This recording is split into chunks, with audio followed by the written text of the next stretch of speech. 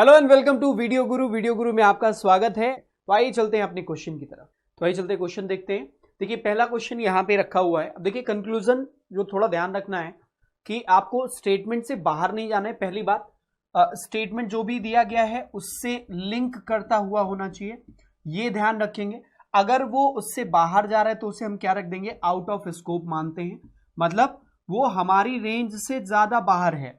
तो ऐसे कंक्लूजन को हम लोग क्या करेंगे, गलत मार्क करेंगे। अब आपको देखना क्या है कि डायरेक्टली या इनडायरेक्टली कंक्लूजन क्या हमें मिल रहा है या फिर नहीं मिल रहा है। कई बार ऐसा हो सकता है कि जिसके बारे में कंक्लूजन दिया गया है उसके बारे में ऊपर में कहीं स्टेटमेंट में आपके कोई जिक्र ना किया गया हो, तो ऐसी परिस्थिति में हम उस कंक्लूजन को गलत ही मार्क करेंगे। ध्यान रखेंगे इस बात का। अब फॉर एग्जाम्पल यहाँ पे आपके सामने एक क्वेश्चन रखा हुआ है, earthquake will be followed by widespread epidemic। भूकंप के पश्चात व्यापक रूप से महामारियां फैलती हैं। अब देखो, भूकंप के पश्चात महामारियां फैलती हैं।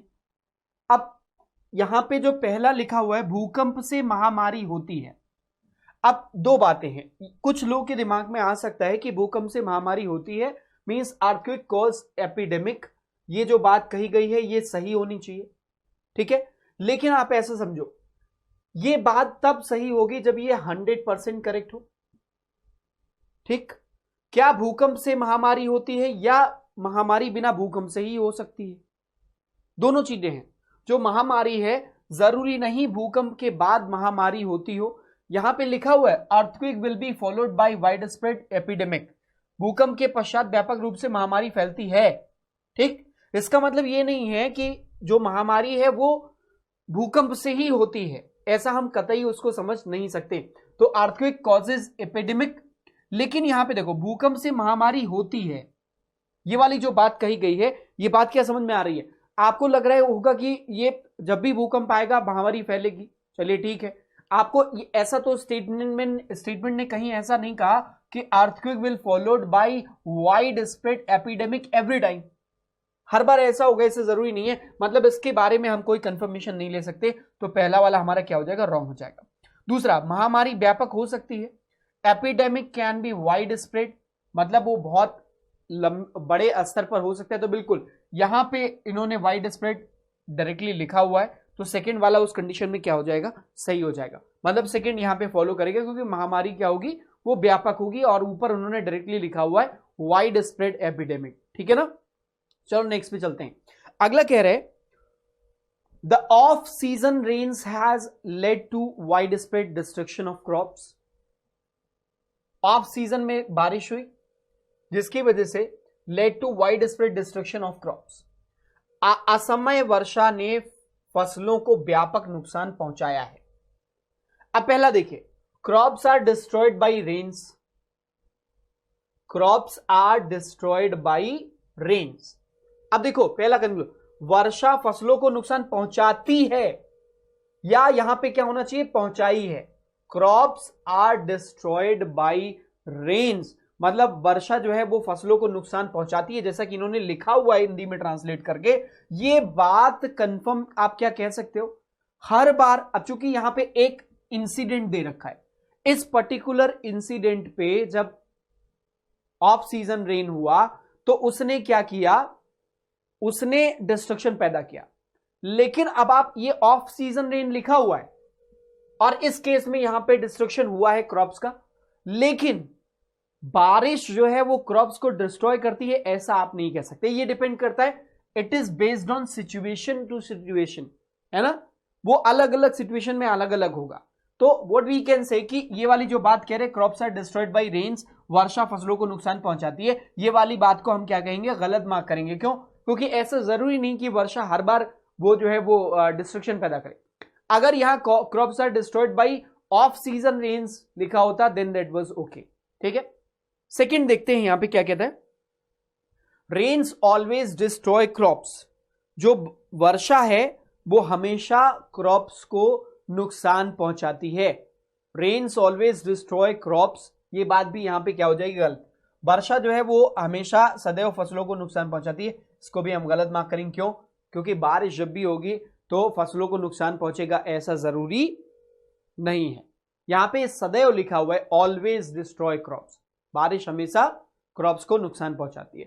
ऊपर वाले में प्रॉब्लम क्या थी, crops are destroyed by rains, वर्षा फसलों को नुकसान पहुंचाती है। तो वर्षा फसलों को नुकसान पहुंचाती है ऐसा आप नहीं कह सकते, वो डिपेंड करता है किस समय वर्षा हो रही है, जैसे यहां पे ऑफ सीजन रेन्स का ऊपर मेंशन किया गया था। तो अगर crops are destroyed by off season rains लिखा हो तो देन दैट वाज ओके, ठीक है ना। चलो नेक्स्ट पे चलते हैं, अगला देख लेते हैं। यहां पे लिखा हुआ है ऑल अवेलेबल कल्चर रिकॉर्ड्स, इसको पढ़ेंगे। All available cultural records indicates that even in ancient India people valued not the quality but the quality of knowledge, not the quantity but the quality of knowledge। कह रहे all available cultural records indicates, जितने भी मतलब cultural records हैं, सांस्कृतिक अभिलेख हैं हमारे पास, के अनुसार प्राचीन भारत में ज्ञान की अधिकता की अपेक्षा ज्ञान की गुणवत्ता को ज्यादा महत्व दिया जाता था। अब पहले पे चलते हैं। पहला यहां पे कह रहे ज्ञान की अधिकता को महत्व देना अर्थहीन है, ये वाली बात। अब जिस तरीके से स्टेटमेंट फ्रेम किया गया है ऑल अवेलेबल कल्चर रिकॉर्ड्स, समझना कई बार आपको स्टेटमेंट की टोन भी समझनी पड़ेगी। वो क्रिटिसिज्म के माध्यम से मतलब एक टोन में कह रहे हैं कि all available cultural records indicates that, it seems like कि वो कोई बात को सिद्ध करना चाह रहे हैं कि क्वांटिटी, और वो सिद्ध क्या कहना चाह रहा है कि quality of education is more important than quantity of education. तो जिस तरीके से उन्होंने कहा कि all available cultural records indicates that even in ancient India people valued not the quality, कह रहे even in the ancient India, यहां तक कि पुराने भारत में भी ऐसा कहना चाह रहे हैं। तो इसका मतलब वो अपने पक्ष में बात कह रहा है, ठीक है ना। तो ज्ञान की अधिकता को महत्व देना अर्थहीन है, इसका मतलब क्लियरली ये बात जो है, नहीं सॉरी गलत मार्क किया हमने, ये क्लियरली ये बात क्या हो जाएगी, सही हो जाएगी, ठीक। अब दूसरा कह रहे लोगों को ज्ञान को लेकर समान मानसिकता थी, लोगों की ज्ञान को लेकर समान मानसिकता थी, ठीक है, समान मानसिकता थी। तो people had identical mindset about the knowledge. अब देखो ये कैसे पता चल रहा है, इवन इन एंशिएंट इंडिया, इसका मतलब करंट में भी है, तब ये इवन वर्ड का इस्तेमाल, पुराने समय में भी ऐसा इन्होंने कहा है, इसका मतलब करंट टाइम में भी वो इसी बात को फेवर कर रहे हैं। तो लोगों को ज्ञान को लेकर लोगों की ज्ञान को लेकर समान मानसिकता थी, बिल्कुल सही बात आ रही है। इसका मतलब दोनों ही निष्कर्ष जो है वो यहां पर क्या हो जाएंगे, सही हो जाएंगे। चलिए नेक्स्ट पे चलते हैं। क्या कह रहे हैं, perseverance is key to success, अध्याय व्यवसाय सफलता की कुंजी है। अब देखो only perseverance leads to success तुरंत गलत हो जाएगा, ओनली वर्ड का इस्तेमाल किया गया, कह रहे केवल ये, और कहीं हमारा जो स्टेटमेंट है वो इस बात को सिद्ध नहीं करता है, ठीक है।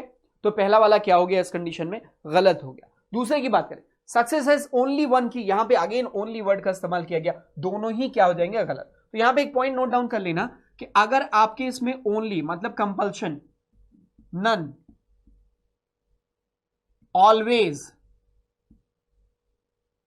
इन शब्दों का इस्तेमाल करें तो समझ जाना कि वो जो कंक्लूजन होगा वो क्या हो जाएगा, प्रोबेबली गलत होगा। डिपेंड करता है, कई बार अगर आपका स्टेटमेंट ऐसा है जहां पर कोई और बात ही नहीं है, बस वही इकलौती बात है, तब तो सही होगा। लेकिन अगर स्टेटमेंट जनरलाइज है और नीचे लिखो जैसे perseverance is key to success, इसका मतलब ये कतई नहीं है कि सक्सेस का और कोई तरीका नहीं है ना। तो यहां पे ओनली लगाया गया तो उस कंडीशन में क्या हो जाएगा, गलत हो जाएगा। चलो नेक्स्ट पे चलते।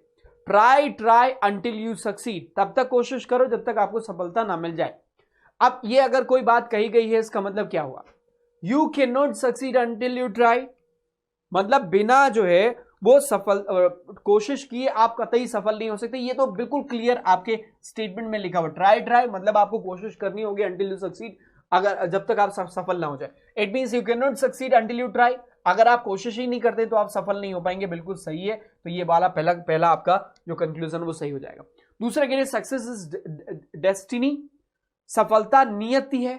तो सफलता नियति है ऐसा आप कैसे कह सकते हो, ये कहीं पे भी इस बात का जिक्र इस बात से नहीं निकाला जा सकता या इस स्टेटमेंट से नहीं निकाला जा सकता। क्यों, क्योंकि अगर ऐसा है तो स्टेटमेंट में ट्राई अंटिल यू सक्सीड ये बात नहीं लिखा गया होता।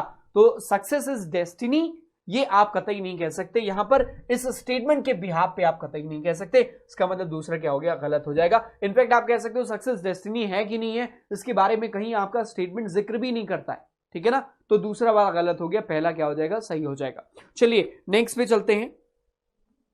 अगला कह रहे we offer employment oriented course and that too at lowest cost an advertisement by x college. कोई पर्टिकुलर एक्स कॉलेज है, उसके द्वारा ये एडवर्टीजमेंट दिया गया है।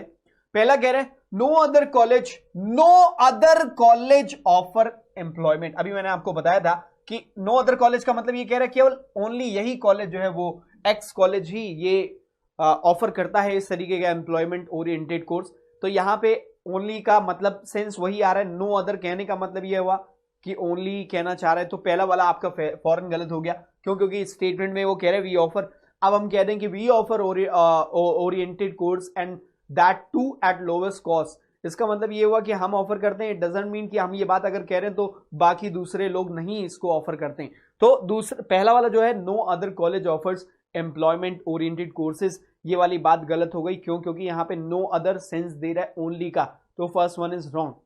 और आपका स्टेटमेंट जो है वो जनरल भाषा में कहा गया है। दूसरा कह रहे हैं people are attracted towards employment oriented course. लोग जो है वो एम्प्लॉयमेंट ओरिएंटेड कोर्स की तरफ अट्रैक्ट होते हैं। ये एक एजम्पशन हो सकता है, that can be assumption, but you can not say that this is what conclusion. आप इससे कंक्लूड नहीं कर सकते हो। यहां पे सिर्फ इतनी बात है we offer employment oriented course and that too at lowest cost, मतलब कम पैसे में हम ये कोर्स कराते हैं, ठीक है ना। अब यहां पे ये नहीं कह सकते people are attracted towards the employment oriented. जिस व्यक्ति ने ये नोटिस लगाया, एक्स कॉलेज ने जिसने ये एडवर्टीजमेंट लगाया, उसका विचार हो सकता है, मतलब प्री थॉट हो सकता है, या फिर आप कह सकते हो कि उसका जो है वो एजम्पशन हो सकता है ये, but that cannot be conclusion. आप उसे कंक्लूड करके नहीं कह सकते कि people are attracted towards the employment, मतलब आप इस पे श्योरिटी नहीं हो सकते कि ये बात अगर इन्होंने लिखी है तो यही सोच के इन्होंने लिखी होगी, 100% यही होगा। तो इस वजह से क्या हो जाएगा, ये एजम्पशन हो सकता है, दूसरा कंक्लूजन नहीं हो सकता। तो यहाँ पे पहला भी रॉन्ग हो गया, दूसरा भी रॉन्ग हो गया। It means neither one not two आएगा, दोनों ही गलत हो जाएगा। नेक्स्ट पे चलते हैं। अगला हमारा क्या करें, India is trying to reduce its carbon footprint by encouraging use of green fuel. Green fuel का इस्तेमाल करके इंडिया, भारत ग्रीन फ्यूल ईंधन के प्रयोग को प्रोत्साहित करके अपने कार्बन फुटप्रिंट को घटाने का प्रयत्न कर रहा है। मतलब carbon emission that is decided, जो कि सभी कंट्रीज मिलकर डिसाइड करती हैं कि आप कितना कार्बन एमिशन आप कर सकते हो, कितना कार्बन एमिशन ये कंट्री कर सकती है। तो उस चीज के हिसाब से इन्होंने क्या कहा कि अब इंडिया क्या कर रहा है कि अपने भाई चूंकि इंडस्ट्रीज लग रही है, सब कुछ काम भी करना है और आपको कार्बन एमिशन को भी कंट्रोल में रखना है, तो उस चीज को ध्यान में रखते हुए भारत क्या करे, ग्रीन ईंधन का प्रयोग को प्रोत्साहित करने में लगा हुआ है ताकि उसका कार्बन फुटप्रिंट को घटाया जा सके। अब यहां से कंक्लूजन की अगर हम बात करें तो कह रहे हैं green fuel is available in India. Green fuel जो है वो इंडिया में उपस्थित है, अवेलेबल है। या बिल्कुल कंक्लूड कर सकते हो, क्यों, क्योंकि इंडिया जो है अगर वो ट्राई कर रहा है रिड्यूस करने की कार्बन फुटप्रिंट को, किसी चीज को इनकरेज कर रहा है यूज ऑफ ग्रीन फ्यूल, तो डेड श्योर है। डेड श्योर मतलब कंफर्म है कि इंडिया के पास ग्रीन फ्यूल है, तो green fuel is available in India. So that first conclusion पहला वाला जो है वो बिल्कुल सही हो जाएगा। सेकंड कह रहा है uses of green fuel will replace other fuels in near future. अब ये वाली बात, ये फ्यूचरिस्टिक बात कह रहा है, और क्या इस पे आप कोई कंफर्मेशन दे सकते हो कि आगे जाके फ्यूचर में ये पूरी तरीके से बाकी फ्यूल्स को रिप्लेस ही कर देगा? ऐसे कोई श्योरिटी या कंफर्मेशन वी डोंट हैव, है ना। इसका मतलब दूसरा वाला हमारा क्या हो जाएगा, गलत हो जाएगा। तो यहां पे कौन सा आएगा, पहला सही होगा, ऑप्शन नंबर 1 आ जाएगा कि फर्स्ट कंक्लूजन फॉलोज। दूसरा वाला यहां पे क्या हो गया, गलत हो गया। चलिए नेक्स्ट पे चलते हैं। नेक्स्ट आ गया hyperplane. Hyperplane is a concept which will revolutionise aviation. Hyperplane एक ऐसी परिकल्पना है जो उड्डयन में आमूल, इट इज परिकल्पना, ठीक है ना, परिकल्पना है जो उड्डयन में आमूल परिवर्तन ला देगी, ठीक है ना। अब ये स्टेटमेंट है, hyperplane is a concept which will revolutionise aviation. Aviation को वो उसमें आमूल चूल परिवर्तन कर देगा। और अगर ऐसा कहा गया तो पहले कंक्लूजन पे चलते हैं। Aviation industry is lagging in technology. देखो मैं बोलता हूं कि अगर कोई चीज ऐसा करने से और बेहतर हो जाएगी, इट डजंट मीन कि हम टेक्नोलॉजी में पीछे हैं या हम पहले खराब कर रहे हैं। किसी चीज में स्कोप ऑफ इंप्रूवमेंट को शो करना अपने शब्दों के जरिए इस बात को कतई जाहिर नहीं करता है कि आप उस चीज में पहले से लैग कर रहे हो या आप में कमी है। तो यहां पे पहले लिखा हुआ है aviation industry is lagging in technology so that this conclusion will not follow. क्यों ऐसा गलत होगा? क्योंकि हमने आपको बताया कि इससे कतई ये जाहिर नहीं होता है कि हम पहले लैग कर रहे थे। We are having the scope of improvement, it doesn't mean we are lagging. ठीक है ना? तो hyperplane is a concept which will revolutionise aviation. वो बिल्कुल इसके हिसाब से अगर देखें पहले वाले को तो वो क्या हो गया? गलत हो गया। सेकंड की बात करें, hyperplane will further advance the technology. और यहां पे एक प्रॉमिसिंग बात इन्होंने कही है, अगर पूरे स्टेटमेंट को पढ़ें तो प्रॉमिसिंग बात क्या है? रिवोल्यूशनाइजेशन एविएशन में हो जाएगा। इसका मतलब ये हुआ कि उसमें इंप्रूवमेंट होगा। और ये वाली बात जो है वो एक प्रॉमिसिंग बात लगती है और यही बात इस सेकंड वाले कंक्लूजन को सही सिद्ध करती है कि hyperplane will further advance the aviation technology, उसको और एडवांस कर देगा। तो बिल्कुल सही बात है। इस कंडीशन में हम क्या मार्क करेंगे? सेकंड वन बिल्कुल जा रहा है आपके स्टेटमेंट के अकॉर्डिंग। और जैसा कि यहाँ पे एक शब्द का इस्तेमाल भी किया गया है तो सेकंड बिल्कुल करेक्ट हो जाएगा। अब आगे चलेंगे अपने अगले क्वेश्चन की तरफ। नेक्स्ट क्वेश्चन आपके सामने ये रहा, Indian economy has been growing steadily year by year since last decade. क्या कह रहा है? भारतीय अर्थव्यवस्था, यहां पे ध्यान दीजिएगा, कह रहे भारतीय अर्थव्यवस्था विगत एक दशक में साल दर साल निरंतर प्रगति कर रहा है। अब देखो यहां पे पिछले एक दशक, पहली बात आपके दिमाग में नोटिस हो जानी चाहिए, it is talking about 10 years, last 10 years. ठीक है ना? और यहां पे निरंतर, यहां पे स्टेडली बोला गया, इसका मतलब निरंतर। निरंतर का मतलब क्या होता है कि लगातार 1 by 1 ईयर्स में वो इंप्रूव कर रहा है ना, अर्थव्यवस्था ने भारतीय। अब पहला चलते हैं, पहला वाला क्या कह रहा है? भारतीय अर्थव्यवस्था में गत वर्ष की तुलना में इस वर्ष अधिक वृद्धि की है। अब भारतीय Indian economy has grown more this year as compared to the last year. ठीक है ना? स्टेटमेंट को जरा पढ़िए, Indian economy has been growing steadily year by year since last decade. मतलब पिछले दशक से वो ऐसा हो रहा है, ईयर बाय ईयर वो आगे बढ़ ही रहा है। तो आप पहले वाले को अगर देखें, Indian economy has grown more this year as compared to the last year. ये बात आप कहीं से देखो, अब इन्होंने जो एक जनरल टर्म में बात कही है, उन्होंने कहा है कि Indian economy has been growing steadily, मतलब एक स्थिरता के साथ वो बढ़ता चला जा रहा है। ठीक, अब देखो जब ऐसी बात एक दशक के लिए कही गई हो, एक दशक के लिए कही गई हो और उन्होंने कहा ईयर बाय ईयर वो बढ़ रहा है, ईयर बाय ईयर बढ़ने का मतलब इस साल बढ़ा तो अगले साल क्या हुआ? और इंप्रूवमेंट उसमें हुआ। लेकिन ऐसा भी उसमें हो सकता है कि कोई 2 साल ऐसे हो जिसमें एक साल बढ़ा और अगला साल फिर उसी के बराबर ही हो, तब भी तो आप उसे ये नहीं कह सकते कि वो जो है इंप्रूव नहीं कर रहा है। जब आप एक टाइम पीरियड को लेकर चल रहे हैं, पीरियड का मतलब समझ रहे हैं, पूरे 10 ईयर्स को कंक्लूड करके चल रहे हैं स्टेटमेंट के अकॉर्डिंग। इसका मतलब उसमें ऐसा भी हो सकता है कि 1-2 साल ऐसे रहे हो जो बराबर, कहीं ये नहीं पता चल रहा है कि हर साल बढ़ा ही है, हर साल बढ़ा ही है, ऐसा कहीं से पता नहीं चल रहा है। और यहां पहले वाले में कह रहे हैं Indian economy has grown more this year as compared to the last year, ये बात आप कतई यहां पे नहीं कह सकते। तो पहला वाला क्या हो गया? गलत हो गया। दूसरे कह रहे Indian economy has grown last year as well.